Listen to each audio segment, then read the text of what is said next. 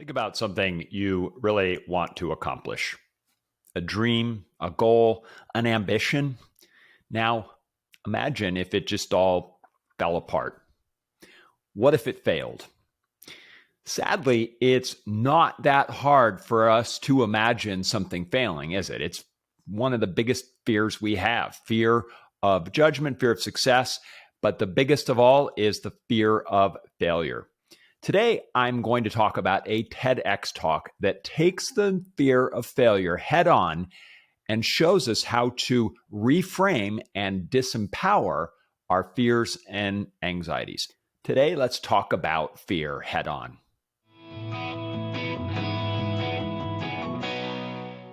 Welcome to Every Day a New Thought. I'm Thor Chalgren. It's T.G.I.TED. It's Friday, and I am looking at a TED Talk that inspired me. I began this several weeks ago, and I'll put the previous episodes in this series in the description below. And I'm doing this in part to celebrate the release of my own TED Talk, which came out.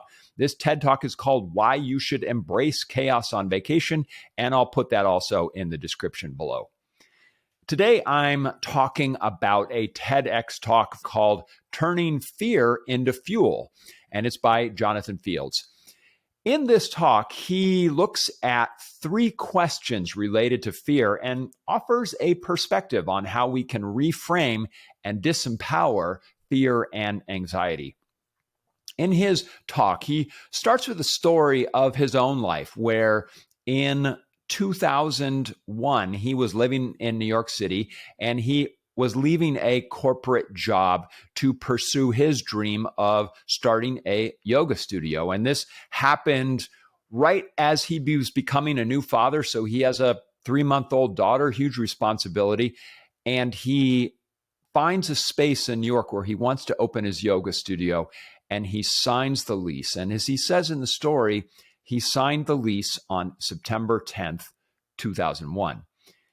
We all know what happened the next day on 9/11. And as you can imagine, someone living in New York, there are a lot of fears that came up that day. First were the people that he knew, was anyone impacted? And once he dealt with that and their own fears of being where they were, the next fear that he dealt with was, did I do the right thing? Did I take on a responsibility at this point in my life that no longer makes sense? And I'm going to leave that for his story and sort of what happens and how he dealt with it. But in the talk, he voices fears that we all have and the questions that come up. What if I fail? And that's so easy for all of us as we think about something that we want. We go, what if I fail? And we access that in a way that's super easy. So he says, one of the ways that you reframe that is create a realistic scenario of what failure actually looks like. In a previous episode, I talked about Tim Ferriss's exercise that he calls fear setting, where he takes something that he's concerned about, a fear maybe that he has of a future goal, ambition, or something, and actually look at it and say, okay, what if this does happen? And one of the things that in this talk, Jonathan Fields says, which I love, is he adds on, what if I fail and recover? And that's the second part of when he's looking at the fear, is he says, and recover, meaning I anticipate that I might fail, and here's what I'll do to recover. So you're already implying in that question, yeah, I might fail, but I know I'm going to recover. So you're empowering yourself to know that you will be able to take steps that get you beyond just the failure. So to me, that's one of the biggest takeaways. What if I fail and recover? I don't think I'm ever going to say that phrase, what if I fail, again, because it's always going to be and recover. The second big question that he addresses that we have regarding failure is, what if I do nothing?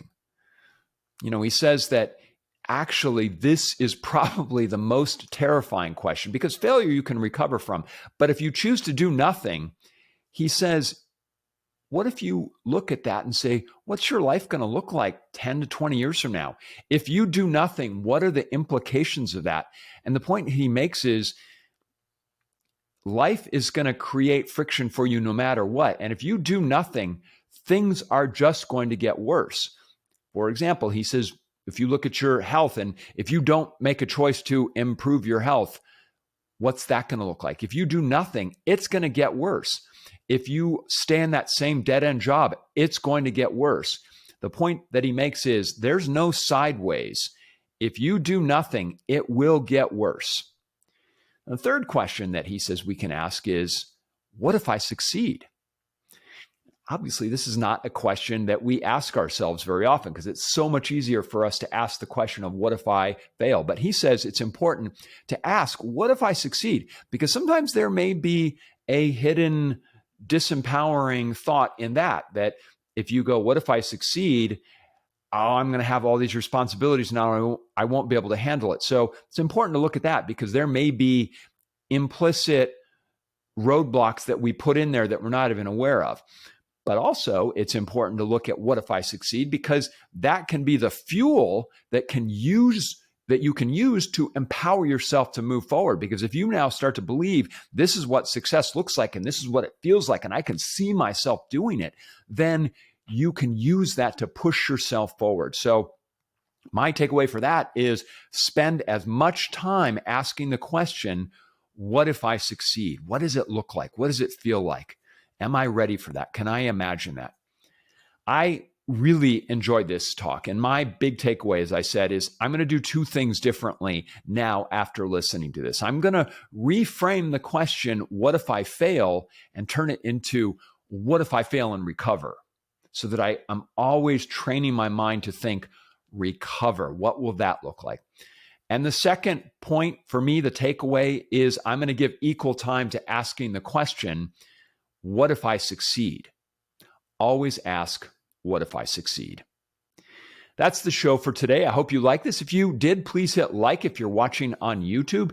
If you're listening to the podcast, please subscribe or follow the show on your favorite podcast app. Until next time, thanks for watching.